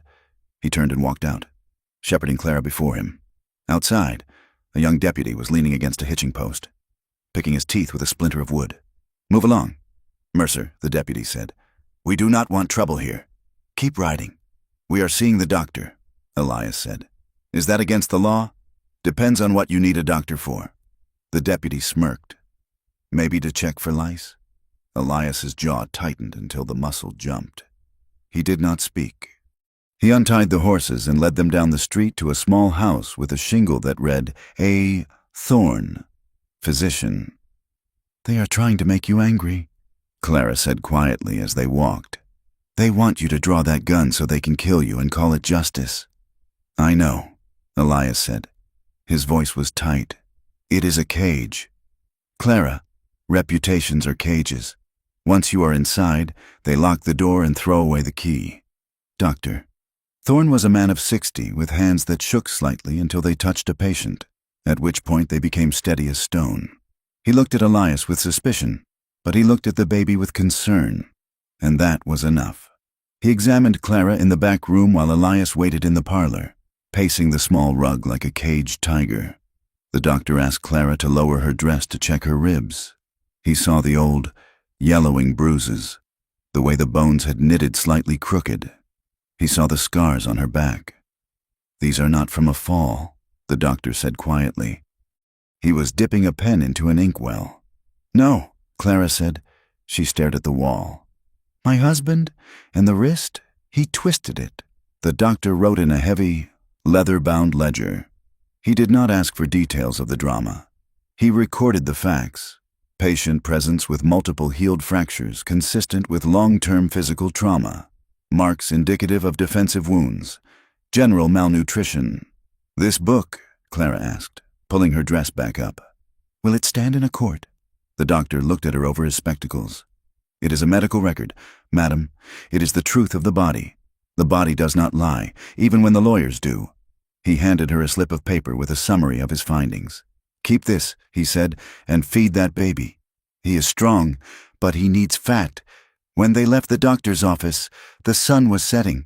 The street was emptying, but the eyes were still there, watching from behind curtains. We need a place to sleep, Clara said. Elias shook his head. No hotel will take us. There is a boarding house at the edge of town run by a widow named Hatcher. She does not care about gossip. Only silver, Mrs. Hatcher was a sour-faced woman who took Elias's coin and gave them a room in the attic. It was small, with a single sloped ceiling and a window that looked out over the alley. There was one iron bed. Elias put the saddlebags down. I will sleep in the stable, he said. No, Clara said. Elias looked at her. Clara, people are already talking. If I stay in this room, let them talk, Clara said. She felt a fierce, reckless defiance burning in her chest. They have already decided what I am. I will not freeze alone in a room while you freeze in a barn just to please the sensibilities of people who would see us dead. Elias hesitated, then nodded. He bolted the door. That night, the town felt like a heavy weight pressing down on the roof. Elias sat by the window, watching the street below. He was jumping at every sound, a dog barking, a door slamming. The crowds, the stares, the proximity of so many people. It was bringing the war back to him. He could smell the prison camp. He could feel the walls closing in. Elias, Clara whispered. She was sitting on the edge of the bed. She put the baby in the center of the mattress, surrounded by pillows. Come away from the window. Elias turned. His face was pale, sweat beading on his forehead. I cannot breathe in here, he said. It is too close. Clara stood up and walked to him. She reached out and took his hand. It was cold and trembling. Look at me, she said, not at the street. Look at me. She guided him away from the window, toward the center of the room where the lantern cast a warm, golden circle of light. She placed his hand on her chest, over her heart. "I am here," she said. "We are here. You are not in a cell. You are with me." Elias let out a long, shuddering breath. He looked at her, and the panic in his eyes began to recede, replaced by something else. Gratitude and hunger. "You are the only real thing in this whole damn town," he whispered. The romantic tension that had been building since the cabin, the charge that had sparked when they kissed during the raid, finally broke. It was not a seduction. It was a collision of two people who were holding on to each other like life preservers in a drowning sea. Elias pulled her to him. This time, he did not hesitate. He kissed her, and it was a vow. He kissed the scar on her lip. He kissed the pulse in her throat. Clara held him, her hands tangled in his hair, pulling him closer, needing to feel the weight of him, the solid reality of his existence. There was fear in it. Yes, the fear of tomorrow, the fear of the law, but the desire was stronger. It was a claiming. They chose each other, there in the cramped attic room, silently agreeing that if the world was going to burn them down, they would burn together. They fell onto the narrow bed, careful of the sleeping child, and the darkness took them. The next morning, the world arrived with the sound of heavy boots on the stairs. There was a pounding on the door that shook the frame. "Open up," a voice boomed. "Sheriff Rakes." Elias was out of bed and fully dressed before the second knock, his revolver in his hand. Clara snatched up the baby, retreating to the corner. Elias unlocked the door but did not open it. He stood back, the gun leveled at the waist. "Come in," he said. The door swung open. Sheriff Tom Rakes filled the frame. He was a massive man, bigger even than Elias, with a face that looked like a slab of raw beef. He wore a star that gleamed with polish. Behind him stood two deputies, shotguns held ready. "Put the iron down, Mercer," Rakes said, "or we cut you in half." Elias hesitated, his eyes darting between the men. "Do it." "Elias," Clara said, her voice trembling. "Please." Elias slowly lowered the hammer and placed the gun on the washstand. Rakes stepped into the room. He looked at Clara with a sneer of satisfaction. "Clara Hale," he said, "I have a warrant here for your arrest. Murder of Samuel Hale, flight to avoid prosecution, and theft of property." "I stole nothing," Clara said, hugging her son. "You stole yourself," Rakes said. "You belong to the law now." He gestured to his deputies. "Take her. Wait." Elias stepped forward. "We have a right to see a judge." "We were told Judge Sterling is in town." Rakes laughed. "Judge Sterling is eating breakfast at the hotel. You will see him when I say you see him. Until then, she comes with me for questioning. I am not leaving him." Clara cried as a deputy grabbed her arm. "You are coming," the deputy grunted, dragging her toward the door. The baby began to scream. Elias moved. It was a blur of motion. He lunged for the deputy holding Clara. Rakes was faster. He swung the barrel of his heavy pistol and struck Elias across the temple. There was a sickening crack. Elias crumpled to the floor, blood pouring from a gash in his head. "Elias!" Clara screamed. "Clara!" She fought then, clawing at the deputy's face, kicking, biting, but they were too strong. They dragged her out of the room, down the stairs, and into the harsh light of the morning street. They threw her into a cell in the back of the sheriff's office. It was a stone box, damp and smelling of old urine. They took the baby from her. "No!" Clara shrieked, throwing herself against the bars. "Give him to me! He needs to feed!" Rakes stood on the other side of the bars, holding the crying infant awkwardly. "You want the brat?" he asked. "Give him to me!" Clara sobbed, sliding down the bars to her knees. Rakes pulled a folded paper from his pocket. He held it up. "Sign this." He said, "What is it?" "A confession. It says you got into a rage and pushed Samuel. It says you ran away because you were guilty. You sign this, and I give you the kid. We go to the judge. You plead guilty. Maybe you get 10 years instead of the rope. The kid goes to the Hales to be raised right." "You want me to lie?" Clara whispered. "I want this over," Rakes said. "The Hales pay my salary. Mrs. Hale. They want the mine title clear. A murder conviction clears it." Clara looked at her son. He was turning red. his face contorted with distress. Every instinct in her body screamed to sign the paper, to hold him, to soothe him, but she remembered the bruises on her wrists. She remembered Caleb Hale's hands on her. She remembered Elias bleeding on the floor. If she signed, she was giving the Hales everything, the mine, her life, and eventually they would take the boy anyway. A convict mother could not keep a child. She stood up. She wiped the tears from her face. She gripped the cold iron bars. "No," she said. Rakes blinked. "What did you say?" I said, "No, I will not sign a lie, not even for him. Because if I sign that, I am telling him his mother is a killer. I am telling him that the men who hurt us won." She looked Rakes in the eye, and for the first time, the sheriff looked unsettled. He saw something in her face that he had not expected. He had expected a frightened girl. He was looking at a matriarch. "You are making a mistake," Rakes warned. The door to the office banged open. A voice rang out, sharp and clear. "Sheriff, I believe you are holding my client without counsel." Rakes spun around. Standing in the doorway was a tall man in a black frock coat, holding a silver-tipped cane. It was Judge Sterling, and beside him, swaying slightly, his head wrapped in a bloody bandage, was Elias. But it was the third man who mattered. Behind them stood a small, nervous man in ink-stained sleeves. It was Arthur Penn, the clerk from the mining office. "Judge," Rakes stammered, "I was just conducting an interview." "With a hostage?" Sterling asked, looking at the baby in Rakes's arms. "Give the child to its mother." "Sheriff, now." Rakes hesitated, then handed the baby through the bars. Clara snatched him, collapsing onto the cot, rocking him wildly.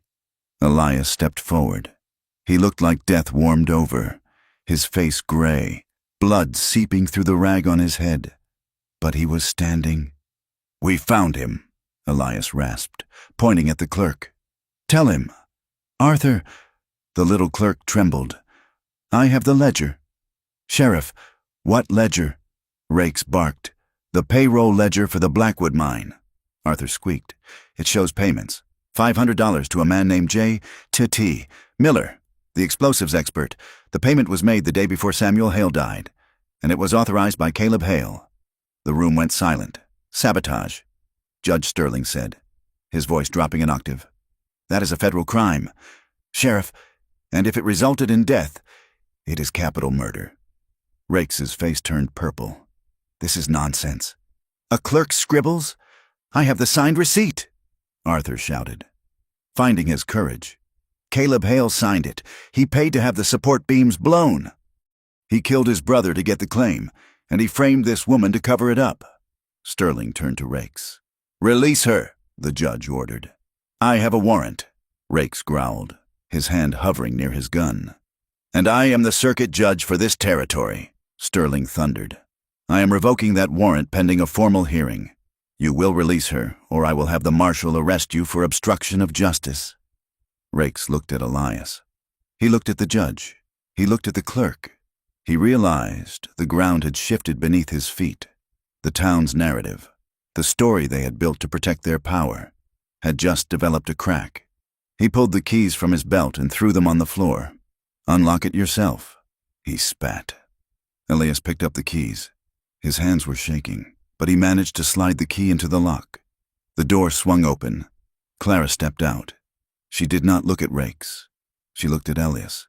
"You came back," she whispered. "I told you," Elias said, leaning heavily against the bars. "I always come back." Judge Sterling tapped his cane on the floor. "I am setting a hearing for tomorrow morning at the courthouse," he announced. "Mrs. Hale, you will present your evidence. Sheriff, you will inform Mr. Caleb Hale that his presence is required.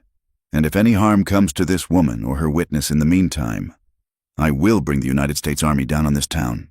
Rakes glared at them. "You have not won yet," he hissed. "A hearing is just talk. You think a jury in this town will convict a Hale? You are dreaming." He stormed out of the office, slamming the door. Elias sagged, his strength finally giving out. Clara caught him, holding him up. "We have to go," Elias said weakly. "He will send men." Judge Sterling shook his head. "You are coming to the hotel. I have 2 federal marshals with me. They will stand guard at your door. Tonight, you are under the protection of the United States government." They walked out into the street. A crowd had gathered. They watched in silence as the battered mountain man and the widow with the baby walked side by side, flanked by the judge. Clara looked at the faces in the crowd. She saw confusion. She saw doubt. The story was changing.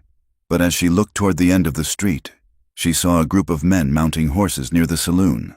They were heavily armed. She realized then that justice would not come from a gavel. It would come from a fight. They had lit a fuse, and tomorrow the explosion would come. Clara tightened her grip on Elias's arm.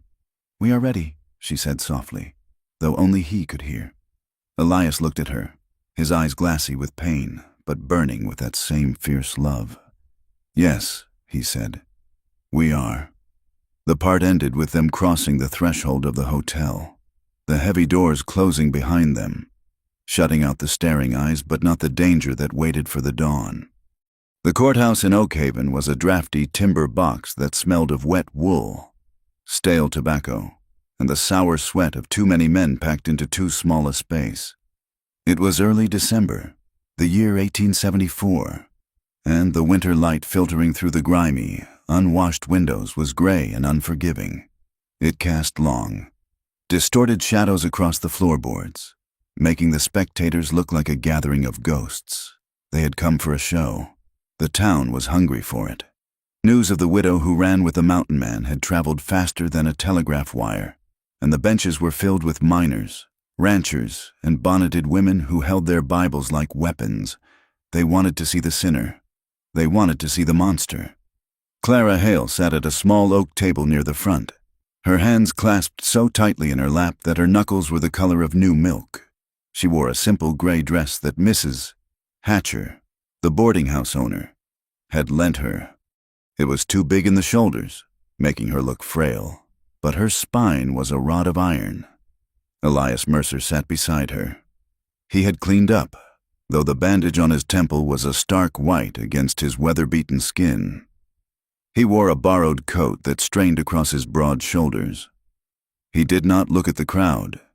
He looked at the judge's bench. His jaw set so hard, a muscle jumped rhythmically in his cheek. The whispers behind them were like the buzzing of flies. "Look at her," a woman hissed. "No shame in her eyes. That baby is not Samuel's," a man muttered. "Look at the timing. She was warming another bed long before he died." Clara heard them. Each word was a stinging nettle. She realized then that the law was not just about statutes and gavels. It was about stories. And the story this town had told itself was that a woman who survived alone must have done something wicked to manage it. Judge Sterling banged his gavel. The sound cracked through the room like a pistol shot. "Order," he bellowed. "This is a court of law, not a saloon. The next man who speaks out of turn will spend the night in the ice house." He looked down at the prosecutor, a slick man from the territory capital named Mr.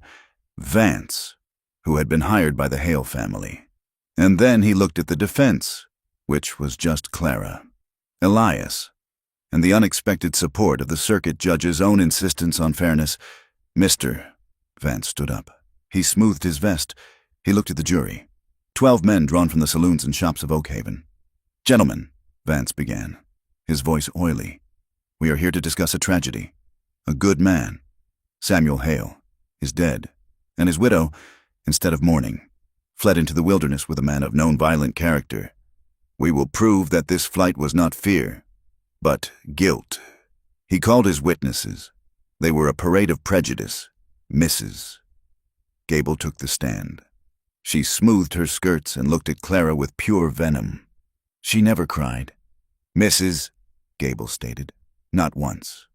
When they brought Samuel's body up, she just looked at him like he was a sack of flour she did not order, and she was always proud. Too proud for a woman living in a shack. She refused charity." Vance nodded. Refused charity? Or refused to let neighbors close enough to see the truth? Next came a man from the Golden Steer Saloon. "Samuel was afraid of her. The man lied. He told me so. Said she had a temper. Said she threatened him." Elias shifted in his chair. his hands clenched into fists on the table. Behind him, a man kicked the leg of his chair. "Easy there, killer," the man whispered. "Do not go pulling a knife now." Elias turned his head slowly. He looked at the man, a ranch hand with bad teeth.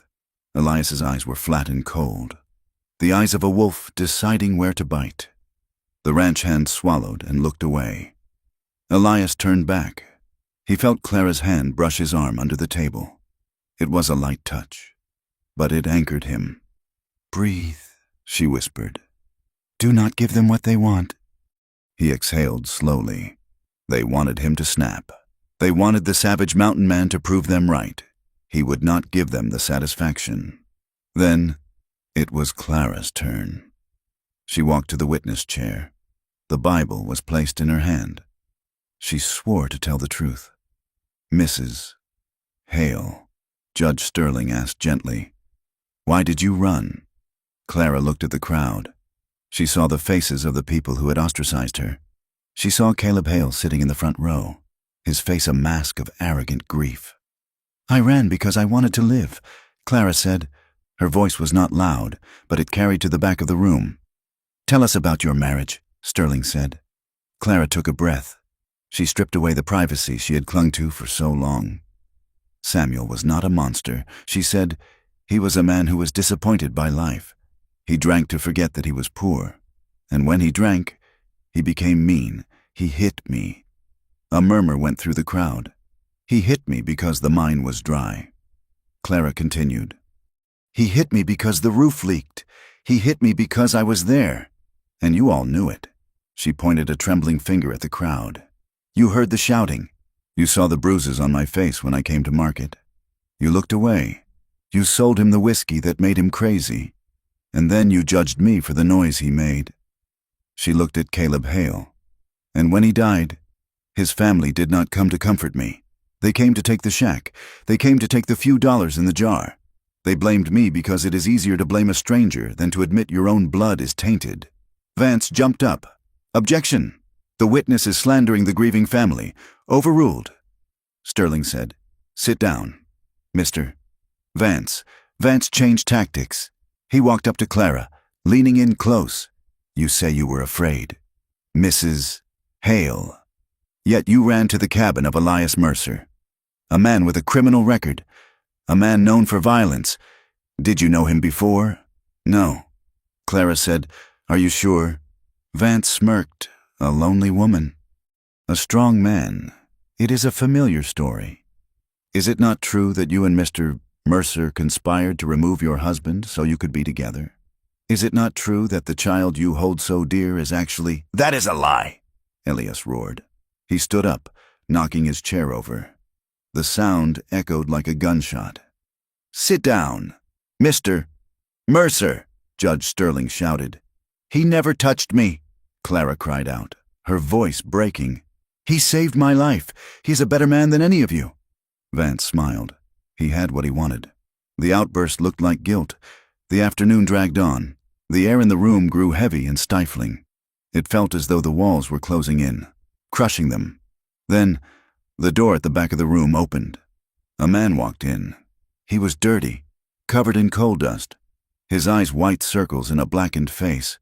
It was a miner named Silas Green. He walked straight to the front of the room, ignoring the bailiff. "I have got something to say," Green announced. Judge Sterling looked over his spectacles. "Who are you?" "I work the shift with Samuel Hale," Green said, "and I am tired of carrying water for Caleb Hale." He pointed at Caleb. "This man here," Green said, his voice rough with coal dust. "He came to the site the day before Samuel fell. I saw him. He was arguing with the foreman. He said the timbering was too expensive. He said accidents happen. The courtroom went dead silent. And Samuel?" Judge Sterling asked. "Samuel was scared." Green said, "He told me that night. He said he found something. A vein. Silver. Pure stuff. He said he was going to be rich. He said he was going to take his wife and leave this town." Green looked at Clara. "He did not hate you, ma'am. He was just weak, but he found that silver. And the next day, the support beam on the high ledge gave way. That was not rot. Judge, that beam was sawn. I saw the sawdust." Caleb Hale stood up, his face red. "This man is a drunk. He is lying. Sit down." Sterling slammed the gavel. Green reached into his pocket. "And one more thing. I found this in the foreman's shack."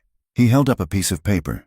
"It is a deed transfer," Green said, "dated the day after Samuel died, turning the mine over to the Hale family trust, but Samuel did not sign it. He was already dead." Judge Sterling gestured to the bailiff. "Bring that here." The judge examined the paper. He looked at Arthur Penn, the clerk who was sitting nervously by the defense table. "Mr. Penn," the judge said, "is this your handwriting?" Arthur Penn stood up, shaking. "Yes, Your Honor, Caleb, Mr. Hale made me write it. He said if I did not, I would lose my job. He said the widow was going to prison anyway, so it did not matter." The room erupted. The crowd, sensing the shift in the wind, turned their hunger from Clara to Caleb. The murmurs became shouts of anger. But Vance was not done. He was desperate. "Even if there is a property dispute," he shouted over the noise, "it does not change the character of the man she is with. Elias Mercer is a firebug, a killer. We cannot trust the word of a woman who consorts with such trash." A voice cut through the din. It was calm, authoritative, and sharp as a saber. "I would be careful who you call trash. Counselor." An older man stood up in the back row. He was leaning on a cane, wearing a faded blue coat with brass buttons. It was Captain Joshua Miller, a man who had commanded the territorial militia for 20 years. Captain Miller walked forward, the crowd parting for him. "I know Elias Mercer," Miller said. "He served under me in the 6th Cavalry." Vance sneered. "A soldier? That proves nothing." "It proves everything," Miller said. He looked at Elias with a nod of respect. "This man was the finest scout I ever had. And about that barn in Wyoming? I know the truth of that, too." He turned to the jury. "Mercer did not burn that barn to hurt anyone. He burned it because the man who owned it had locked 3 fever-sick settlers inside to die because he did not want the sickness spreading to his town. Mercer went in through the flames. He pulled 2 of them out before the roof came down. He burned his hands to the bone doing it." Miller looked at the townspeople. "He took the blame in the beating because he promised the survivors he would not tell the law their names, for fear the rancher would hunt them down. That is the kind of man he is. He takes the hits so others do not have to." Clara looked at Elias. He was staring at his hands, his face unreadable. She reached out and covered his hand with hers. He turned his hand over and gripped hers tight. It was a lifeline. In the middle of the shouting, the accusations, and the chaos, that grip was the only thing that felt real. The romantic tension between them was electric. It was not the soft romance of poetry. It was the fierce, desperate connection of 2 soldiers in a foxhole. Every glance they exchanged was a promise. "I am with you. I see you." Judge Sterling banged the gavel again. "Court is in recess until tomorrow morning," he shouted. "I will review this new evidence. Sheriff Rakes, take Mr. Hale into custody for questioning regarding the forgery." Chaos broke loose. Sheriff Rakes looked at Caleb Hale, then at the judge. He did not move to arrest his benefactor. Instead, he moved toward Clara. "The child." Rakes barked. "The court is in recess. The child is a ward of the state until the verdict is rendered. Hand him over." Clara stood up, backing away. "No!" The judge said. "I am the law here," Rakes shouted. He lunged for the baby. Elias moved. He did not punch. He did not draw a weapon. He simply stepped between Clara and the sheriff like a granite wall. Rakes collided with him and bounced off. "Get out of my way!" "Mercer!" Rakes yelled. 2 deputies moved in, swinging batons. Elias caught the first baton in his hand. He wrenched it free and tossed it aside. He shoved the deputy backward, sending him crashing into the jury box. "Run, Clara!" Elias shouted. "Get to the hotel!" The courtroom dissolved into a brawl. Men were shouting, climbing over benches. Captain Miller was using his cane to trip a man who tried to grab Elias. Clara clutched her son and ran. She pushed through the back doors, bursting out into the cold alleyway behind the courthouse. Elias was right behind her, breathing hard, his coat torn. "This way!" he gasped. They ran down the alley, slipping on the ice. Behind them, they heard the heavy boots of the sheriff's men. They ducked into the back entrance of the hotel. The federal marshals Judge Sterling had assigned were in the lobby, but the back stairs were unguarded. They scrambled up 3 flights to their room and slammed the door, shoving the heavy dresser against it. Clara collapsed on the bed, her chest heaving. The baby was crying, terrified by the running and the noise. Elias went to the window, peeling back the curtain an inch. "They are outside," he said grimly. "Rakes is gathering a posse. He knows he is losing. If he cannot win in court, he will win in the street." He turned to Clara. He looked exhausted. The fight, the trial, the weight of the past. It was crushing him. "We should have kept running," he said, his voice hollow. "I brought you into a trap." "Clara." Clara stood up. She walked over to the basin and wet a cloth. She went to him and wiped a smear of blood from his cheek. "No," she said. Her voice was steady, startlingly so. She looked at him, and the fear that had defined her life for the last year, the fear of Samuel, the fear of the town, the fear of winter, was gone. In its place was something cold and hard and unbreakable. "I am done running. Elias, Clara, I mean it. If we run now, we run forever. They will take the mine. They will take my name. And one day, they will take my son." She walked to the bed and picked up the sleeping baby, holding him with a fierce protectiveness. "We stay. We finish this. If they want to hurt us, they have to come through that door, and I will not make it easy for them." Elias looked at her with wonder. She was no longer the fragile widow he had pulled out of the snow. She was a force of nature. He sat down on the edge of the bed, his head in his hands. "I had a brother," he said into the silence. Clara stopped pacing. She waited. "His name was Toby." Elias said he was 6 years younger, soft-hearted. He wanted to be like me. When I joined the army, he followed. I told him to go home. I told him he was not made for it. Elias's voice cracked. "We were pinned down at Antietam, in a cornfield. The fire was so heavy. I told him to stay down. I told him I would clear a path. I moved up. I thought he was behind me, but he got scared. He stood up to run." Elias closed his eyes, the memory vivid and terrible behind his lids. "I heard him get hit. I heard him calling my name. I could not get back to him. The line pushed us forward. I left him there. Clara, I left him dying in the mud calling for me." He looked up at her, tears tracking through the dust on his face. "That is why I went to the mountains. Because everything I try to protect dies. I thought if I stayed away from people, I could not fail them." Clara looked at him. She felt his pain, sharp and deep. She wanted to comfort him, to tell him it wasn't his fault, but she knew that pity was not what a man like Elias needed. Pity would break him. She walked over to him and knelt between his knees. She took his face in her hands, forcing him to look at her. "You did not kill him, Elias. The war killed him. I left him," he whispered. "And you found me," Clara said firmly. "You found us. You pulled my son into this world with your own hands. You kept us warm when the fire was dying. You stood in front of a sheriff and a mob today." She leaned in, her forehead resting against his. "You are not bad luck, Elias Mercer. You are the only luck I have ever had. Do not you dare give up on yourself now. I need you. Toby is gone, but we are here." Elias let out a long, ragged breath. He wrapped his arms around her waist, burying his face in her shoulder. He held on to her as if she were the only solid thing in a spinning world. "Thank you," he muffled against her dress. They stayed like that for a long time, the silence of the room a shield against the noise of the town outside. Then there was a soft knock at the door. "Who is it?" Elias called, his hand instantly on his gun. "It is Arthur," a timid voice replied. "Arthur Penn." Elias moved the dresser. Arthur squeezed through the crack. He was holding a heavy leather bag. "I stole it," Arthur whispered, his eyes wide. When the fight started, Rakes left his saddlebags on the railing. He opened the bag and dumped the contents on the bed. It was the main ledger, the one Silas Green had talked about. But there was more. There were letters. Letters from Caleb Hale to the sheriff, promising payments. Letters to the mine foreman ordering the sabotage. "It is all here," Arthur said. "Every dirty dime." Clara picked up a letter.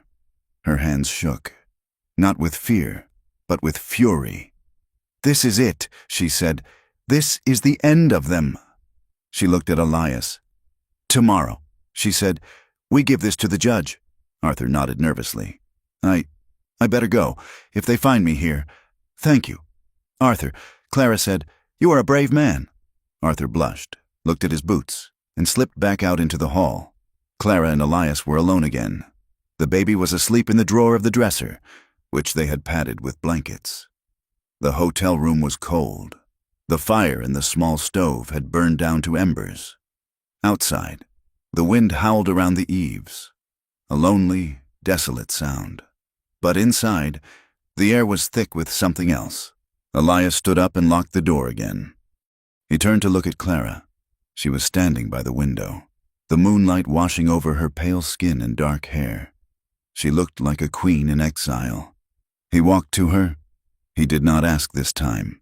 He did not hesitate. He took her face in his hands and kissed her. It was not the desperate kiss of the cabin, nor the terrified kiss of the attic. This was slow. It was deep. It was the kiss of a man claiming his life back. Clara responded with equal force. She wrapped her arms around his neck, pulling him down to her. She wanted to feel his heartbeat against hers. She wanted to forget the court, the sheriff, the snow, the death. She wanted to feel alive. They moved to the bed, shedding the layers of wool and cotton that separated them. There was no shame in it. There was only the urgent, undeniable need to be close, to merge their bodies against the cold and the dark. Elias traced the scars on her back with his fingers, his touch reverent. He kissed the bruises on her soul away. Clara kissed the jagged scar on his face, accepting it, loving it because it was part of the map that had led him to her. In the darkness of that room, with the threat of violence waiting outside the door, they made a sanctuary of each other. They made love with a fierce, grounding intensity, driven by the knowledge that tomorrow might take it all away. Love. Clara realized as she lay against his chest afterward, listening to the steady thump of his heart, was not a soft thing. It was hard. It was a shield. It was the only heat that did not lie. Elias kissed the top of her head. "Sleep," he whispered into her hair. "I will watch." He got up and dressed, taking his chair by the door, his gun in his lap. But his eyes were not empty anymore. They were filled with a terrible resolve. He would not leave her. Not in a cornfield, not in a courthouse, not ever. The part ended with the image of Elias sitting guard in the dark, watching the handle of the door, while Clara slept, her hand reaching out across the empty space of the bed toward where he sat. Outside, the first gray light of the day of judgment was beginning to touch the snow. The gavel came down with a sound like a rifle shot, cracking the heavy silence of the courtroom. It was morning, yet the light filtering through the high, frosted windows was gray and thin, illuminating the dust motes dancing in the stagnant air. Judge Sterling sat behind the bench, his face a mask of granite. In his hand, he held the sheaf of letters that Arthur Penn had stolen from the sheriff's saddlebags. "This court is back in session," Sterling announced.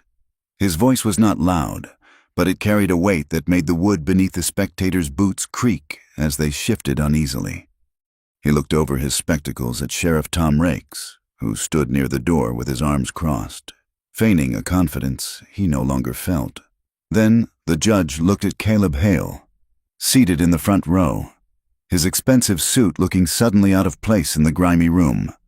"We have reviewed the new evidence submitted by the defense," Sterling said. He held up a piece of paper. "This is a letter dated November 14th. It is addressed to Foreman Miller at the Blackwood mine. It reads, 'Structure supports on level 4 are to be compromised. Payment will be rendered upon closure of the shaft. Ensure no witnesses.'" A gasp ran through the room. It was a physical sound, like the air being sucked out of the space. "The letter is signed by Caleb Hale," Sterling said. Caleb stood up, his face crimson. "That is a forgery. That woman wrote it. She is trying to frame me. Sit down," Sterling roared. He picked up another paper. "And this," the judge continued, his voice dropping to a dangerous chill. A letter to Sheriff Thomas Rakes. The widow is a problem. If she is removed, the deed reverts to the family trust. $500 for a swift resolution. $10,000 for the conviction. The judge lowered the paper and looked directly at the sheriff. Sheriff Rakes, you are an officer of the court, yet it appears you are a hired gun. The crowd turned. The mob that had been baying for Clara's blood just 24 hours ago now looked at their leaders with a dawning, horrified realization. They had been used. Their morality, their righteous indignation, their Bible verses. It had all been a puppet show pulled by strings of silver. The shame in the room was palpable. Men looked at their boots. Women adjusted their shawls, refusing to meet Clara's eyes. Arthur Penn, the clerk, stood up near the witness box. "It is true," he squeaked. "I saw the money transfer. I saw the ledger." Caleb Hale lunged toward the clerk. "You rat! I will kill you!" Elias was out of his chair before the bailiff could move. He did not strike Caleb. He simply stepped into his path, his chest acting as a barrier. Caleb collided with him and bounced back, looking up into Elias's scarred, impassive face. "Sit down," Elias said softly, "before you make it worse." Caleb looked around. He saw the faces of the townspeople. He saw the disgust. He saw that his money could buy a sheriff, but it could not buy back the illusion of honor once it was stripped away. He sank back onto the bench, defeated. Judge Sterling cleared his throat. In light of this evidence, the charges against Clara Hale are dismissed with prejudice. The court finds that the death of Samuel Hale was not accidental, nor was it caused by his wife. It was a calculated act of sabotage. He turned to the federal marshals standing by the wall. "Marshals, take Mr. Caleb Hale into custody for conspiracy to commit murder," and Sheriff Rakes backed toward the door, his hand hovering near his gun. "You have no authority over me. Judge, I am elected. I am suspending your authority pending a federal inquiry," Sterling said. "You will surrender your badge." Rakes looked at the crowd. He looked at Elias. He sneered, spat on the floor, and unpinned the tin star. He threw it on the ground. "Keep it," he said. "This town is rot anyway." He turned and walked out, his boots loud on the floorboards. The marshals moved to cuff Caleb, who was shouting for his lawyer. Clara sat still. She felt a hand on her shoulder. It was Elias. "It is over," he said. Clara looked at him. She looked at the judge. She looked at the townspeople who were now staring at her not with hatred, but with a morbid curiosity mixed with guilt. "Is it?" she asked. The judge signed a document and handed it to the bailiff. "Mrs. Hale, the court affirms the inheritance rights of your son. The Blackwood mine and the silver vein discovered within it belongs to him until he is of age. You are the trustee. It was justice." But as Clara walked out of the courthouse 10 minutes later, clutching her baby to her chest, she realized it was an imperfect justice. Caleb would have expensive lawyers. Rakes was free for the moment. The townspeople stepped aside to let them pass, but they did not apologize. They simply watched, their eyes sliding away when she looked at them. "They do not hate you anymore," Elias murmured as they reached the boardwalk. "But they will never forgive you for showing them their own ugliness." "We are leaving," Clara said. "Now." They went to the hotel to gather their things. Captain Miller met them in the lobby. The old soldier looked grim. "You need to ride," Miller said. "Rakes is at the saloon. He is drinking whiskey and talking loud. He says the law is wrong. He says a woman cannot own a mine. He has men with him. Drifters. Hired guns." "Thank you, Captain," Elias said. Miller handed Elias a box of ammunition. "Watch your back. Mercer, a snake bites hardest when you step on its tail." They packed quickly. The air in the room was tense. The victory in court felt fragile, like thin ice over a deep river. They loaded the buckboard wagon Elias had traded for.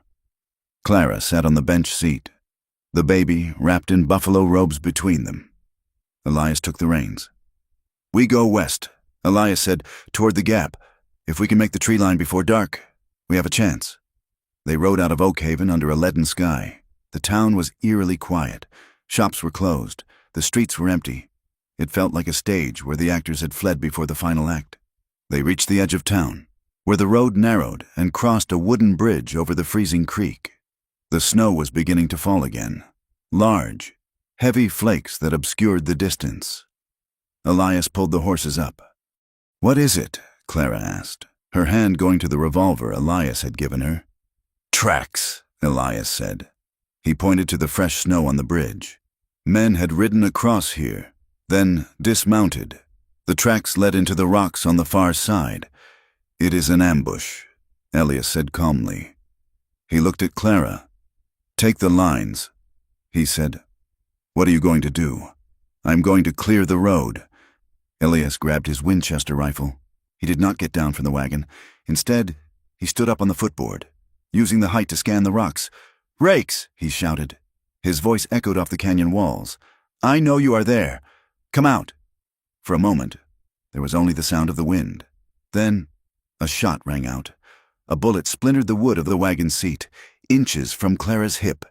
"Get down!" Elias yelled. Clara threw herself over the baby, shielding him with her body. Elias dropped to one knee. Bringing the rifle up, he fired. A man screamed in the rocks. Rake stepped out from behind a boulder. He was holding a shotgun. 3 other men appeared on the ridge, aiming rifles. "You think a piece of paper stops me?" Rake shouted. "That silver is mine. Mercer, I earned it. I kept the peace in this town for 10 years. He raised the shotgun. Elias did not fire. He looked at the men on the ridge. "You men," Elias called out. "You are fighting for a man with no badge. The marshals are in town. You kill us. You hang. Is Rakes paying you enough to die for?" 2 of the men on the ridge hesitated. They lowered their rifles slightly. "Shoot them!" Rakes screamed. One of the hired guns fired. The bullet struck one of the wagon horses. The animal shrieked and reared, twisting in the harness. The wagon lurched violently. Clara was thrown sideways. She gripped the rail with one hand and the baby with the other. Elias jumped from the wagon. He rolled in the snow and came up firing. He did not shoot to kill. He shot the rock in front of the riflemen, sending stone chips flying into their faces. He was giving them a choice. "Run or die!" Elias roared. The hired men looked at Rakes, then at the wild-eyed mountain man who fought like a demon. They looked at the town behind them. They turned and ran, disappearing into the timber. "Cowards!" Rakes yelled. He turned back to the wagon. He saw Clara trying to calm the panicked horses. He saw his chance. He raised the shotgun, aiming not at Elias, but at her. Clara saw him. She saw the black bore of the weapon. She saw the hate in his eyes. She did not scream. She did not freeze. She reached into her coat and pulled out the heavy Colt revolver. She remembered the lesson in the snow. Feet apart. Squeeze. Do not pull. She leveled the gun. Rakes laughed. "You will not shoot, little lady. You do not have the—" Clara fired. The gun kicked hard, bruising her palm. The bullet struck Rakes in the shoulder, spinning him around. He dropped the shotgun and fell into the snow, clutching his arm, howling. Elias was on him in a second. He kicked the shotgun away. He stood over Rakes. The rifle pointed at the man's chest. Rakes looked up, his face gray with pain. "Go ahead. Mercer, be the killer they say you are." Elias looked at him. He felt the rage boiling in his blood. He remembered the cell where they beat him. He remembered the threats against Clara. It would be so easy to pull the trigger. The snow would cover it. But then he heard Clara's voice. "Elias!" He turned. Clara was standing by the wagon. She was holding the smoking pistol. She was not looking at Rakes. She was looking at him. "Do not," she said. "He is not worth it." Elias looked back at Rakes. He saw a small, broken man bleeding in the mud. He realized that killing him would only prove Rakes right. It would make Elias a savage. He lowered the rifle. "You are done, Rakes," Elias said. He turned his back on the man. It was the ultimate insult. He walked back to the wagon and checked the horse. The bullet had grazed its flank, a flesh wound. It would heal. He climbed up beside Clara. He took the gun from her hand and gently uncocked the hammer. "You have a good aim," he said quietly. Clara looked at her hands. They were shaking now, the adrenaline fading. I did not want to kill him. I just wanted him to stop. He stopped. Elias said. He snapped the reins. The wagon lurched forward, crossing the bridge, leaving the moaning ex-sheriff in the snow for the marshals to find. They rode until the sun went down, putting miles between themselves and the town. They camped that night in a grove of aspens, far from the road. The silence of the wilderness settled around them. But it was different now. It was not the silence of hiding. It was the silence of peace. They built a fire. Clara fed the baby, who had slept through the gunfight with the innocence of the very young. Elias sat across the fire, cleaning his rifle. He looked at Clara. "Where do we go?" he asked.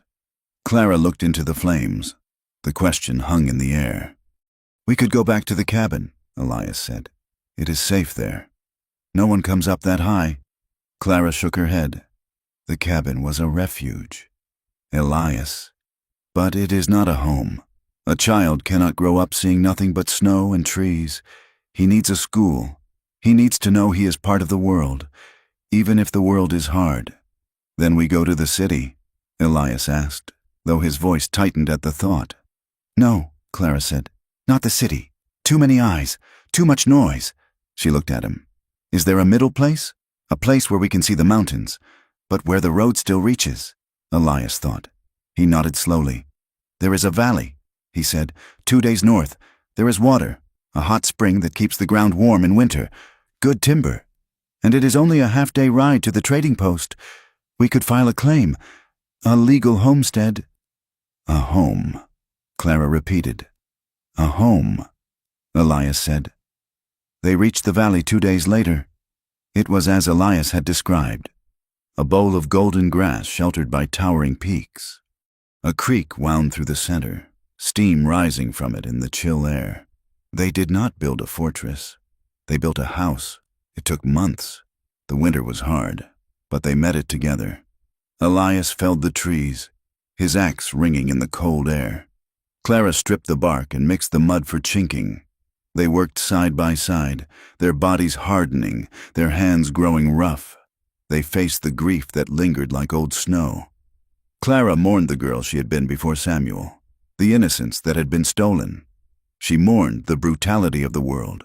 Elias mourned his brother, and the years he had lost to solitude. But they did not let the grief drown them. They used it as mortar for the walls they built. One evening in early spring, when the first purple crocuses were pushing through the melting snow, they stood on the porch of the finished cabin. The baby, now a sturdy 6-month-old named Toby, after Elias's brother, was sitting on a blanket, chewing on a wooden spoon. Elias leaned against the railing, watching the sun dip below the ridgeline. "It is done," he said. Clara stood beside him. She wore a dress made of calico she had bought at the trading post, and a shawl across her shoulders. She looked at the land.